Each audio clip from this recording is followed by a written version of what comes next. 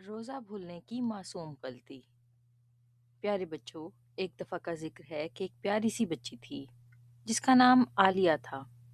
आज उसने ज़िंदगी में पहली बार रोज़ा रखा था और वो बहुत खुश थी और बार बार सबको बता रही थी कि मैं आज पूरा दिन रोज़ा रखूंगी। उसने फजर के वक्त सहरी भी खाई, पानी भी पिया और फिर दादी की दुआ भी ली।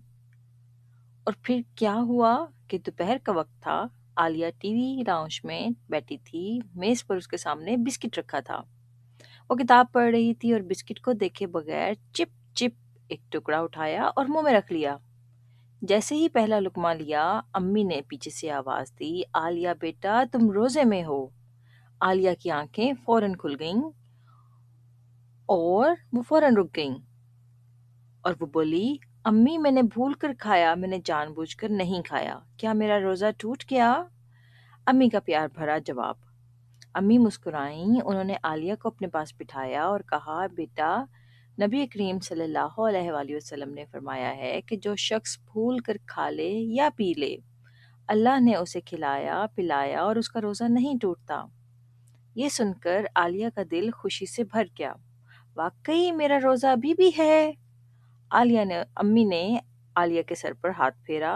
हाँ, जब तक तुमने जानबूझकर नहीं खाया रोज़ा कायम है। आलिया ने एक लंबी सांस ली और उसकी आंखों में चमक आ गई। वो बोली, मैं दोबारा नहीं भूलूंगी, मैं अपना पहला रोजा पूरा करूंगी। उसने फौरन पानी और खाना दूर रख दिया और मुस्कुराकर बैठ गई। कुरान करीम की तिलावत सुनने लगी। और फिर शाम को अजान हुई तो आलिया ने खजूर उठाई। अम्मी ने कहा, माशाल्लाह आज मेरी बेटी ने पहला रोजा पूरा किया है। आलिया खुशी से अल्लाह का शुक्र अदा करने लगी। इस कहानी से हमें ये सबक मिलता है कि अगर बच्चा भूल कर कुछ खा पी ले तो रोज़ा नहीं टूटता। और अल्लाह ताला बच्चों की कोशिश और नियत को बहुत पसंद करता है। और रमज़ान प्यारे बच्चों सब्र, नेकी और खुशी का महीना है।